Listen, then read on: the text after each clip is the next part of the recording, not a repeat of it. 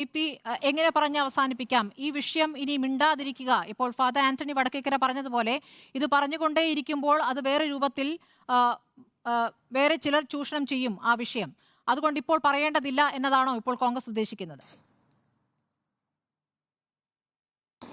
അദ്ദേഹം പറഞ്ഞതും ഞാൻ പറഞ്ഞതും ഏതാണ്ട് ഒരേ കാര്യം തന്നെയായിരുന്നു. ഈ വിഷയം ചർച്ച ചെയ്യുന്നത്, ഈ ചർച്ച ചെയ്യണമെന്ന് ആഗ്രഹിക്കുന്നത് ഭാരതീയ ജനതാ പാർട്ടി ആണെന്ന് ഞാൻ തുടക്കത്തിൽ തന്നെ പറഞ്ഞിരുന്നു. ഇവിടെ ചർച്ച ചെയ്യേണ്ട നിരവധി വിഷയങ്ങളുണ്ട് എന്നുള്ള കാര്യത്തിൽ യാതൊരു സംശയവുമില്ല. നോക്കൂ, ശിവശങ്കർ ഞാൻ ചോദിച്ചതിനൊന്നും മറുപടിയൊന്നും പറയാൻ തയ്യാറല്ല എന്ന് എനിക്ക് നന്നായിട്ട് അറിയാം. ഇവിടെ നടക്കുന്ന, ഈ രാജ്യത്ത് നടക്കുന്ന, ഇന്നിപ്പോൾ വന്ന ഒരു വലിയൊരു വാർത്തയുണ്ട്. മധ്യപ്രദേശിൽ ദിനകരൻ എന്ന് പറയുന്ന ഒരു പാസ്റ്റർ നടത്തുന്ന യോഗം അത് നടത്താൻ പറ്റില്ല എന്ന് പറഞ്ഞ് സംഘപരിവാർ ശക്തികൾ അതിനെതിരെ പോവുകയും ഗവൺമെന്റ് അതിന് അനുകൂലമായ നിലപാടെടുക്കുകയും ചെയ്തിട്ടുണ്ട്. രാജ്യത്ത് മുഴുവൻ ഇത് സംഭവിച്ചുകൊണ്ടിരിക്കുക. രാജ്യത്ത് മുഴുവൻ വൈദികരെ ആക്രമിക്കുന്നു. താങ്കൾ തന്നെ, സ്മൃതി തന്നെ ഇപ്പോൾ പറഞ്ഞല്ലോ അതിന്റെ ഒരു കണക്കിനെ കുറിച്ച്.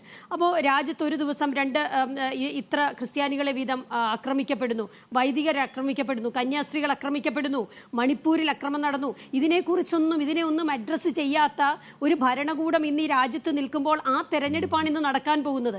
നമ്മൾ എന്തുകൊണ്ടാണ് ആ ചർച്ചയിലേക്ക് കൊണ്ടുവരാത്തത്? ഈ രാജ്യത്ത് ഞാൻ ചോദിച്ചോട്ടെ, സ്റ്റാൻ സ്വാമി, നമ്മൾ പലപ്പോഴും ഇതൊക്കെ ചർച്ച ചെയ്ത്, അതുകൊണ്ടാണ് ഞാൻ അതിലേക്ക് വീണ്ടും വരാതിരുന്നത്. സ്റ്റാൻ സ്വാമിയുടെ മരണത്തെക്കുറിച്ച് നമ്മൾ ചർച്ച ചെയ്യണ്ടേ? മദർ തെരേസയ്ക്കെതിരെ BJP പറഞ്ഞ് ചർച്ച ചെയ്യണ്ടേ? ഇവിടെ കേക്കിന്റെ നയതന്ത്രവുമായിട്ട് ഇറങ്ങിയ BJPയോട് ചോദിക്കാനുള്ളത് എന്താണ് സംഭവിച്ചത്? കേക്കുമായിട്ട് സഭകളുടെ സഭാധ്യക്ഷന്മാരെ കാണാനും ബിഷപ്പുമാരെ കാണാനുമായി BJP പോയി. അപ്പോൾ എന്ന് മുതലാണ് BJPക്ക് ഈ ക്രിസ്ത്യാനികളോടുള്ള സ്നേഹം തുടങ്ങിയത്? ഇവർ അടിസ്ഥാനമായി വിശ്വസിക്കുന്ന, ഇവരുടെ വിശ്വാസത്തിന്റെ അടിസ്ഥാനം എന്ന് പറയുന്നത് തന്നെ ക്രിസ്ത്യാനികൾ ഈ രാജ്യത്തിന് ആപത്താണ് എന്നുള്ളതാണല്ലോ. അതല്ല എന്ന് ശിവശങ്കറിന് പറയാൻ കഴിയുമോ? ഞാൻ വെല്ലുവിളിച്ച് ചോദിക്കുക, ആ വിശ്വാസത്തിൽ നിന്ന് നിങ്ങൾ മാറിയോ? ഇപ്പോഴും അതേ വിശ്വാസത്തിൽ തന്നെയല്ലേ നിങ്ങൾ നിൽക്കുന്നത്? അപ്പോൾ ഇത്തരം വിശ്വാസങ്ങളുമായി മുമ്പോട്ട് പോകുന്ന ഒരു ഭരണകൂടം രാജ്യത്തുള്ളപ്പോൾ അതിനെതിരെ ശക്തമായി പ്രതികരിക്കുന്നതിന്റെ കാരണം അത് ജാതീയമായല്ല.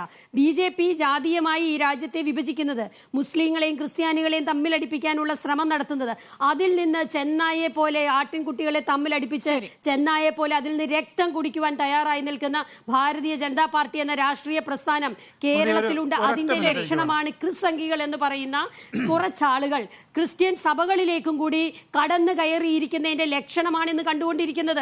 ക്രിസ്ത്യൻ സഭകളിൽ അവരുടെ ചില വ്യക്തി താല്പര്യങ്ങൾക്ക് വേണ്ടി ക്രിസ്സംഖികൾ എന്ന് പറയുന്ന ഒരു വിഭാഗം തന്നെയുണ്ട്. അവർ ഈ മലീമസമാക്കുകയാണ്. ഇപ്പോൾ തന്നെ എത്ര തവണ പറഞ്ഞു, ഫാദർ തെറ്റിദ്ധരിച്ചു എന്നാണ് തോന്നുന്നത്. ഞാൻ തുടക്കത്തിൽ താങ്കളുടെ സ്റ്റേറ്റ്മെന്റ് തന്നെയാണ് എടുത്തു പറഞ്ഞത്. എനിക്കറിയാം താങ്കൾ തന്നെയാണ് അത് പറഞ്ഞതെന്നറിയാം. അതിനെ ഞാൻ സ്വാഗതം ചെയ്യുകയാണ് ചെയ്തത്. ഈ രാജ്യത്ത്, ഈ സംസ്ഥാനത്ത് അത്തരത്തിലുള്ള ഡിവിസീവ് ആയിട്ടുള്ള യാതൊരു പ്രശ്നങ്ങളും നടക്കുന്നില്ല. ജാതി തമ്മിലോ മത തമ്മിലോ ഉള്ള സ്പർദ്ധ നടക്കുന്നില്ല. ആ സംസ്ഥാനത്താണ് കേരള സ്റ്റോറി എന്ന് പറഞ്ഞ കേരളത്തെ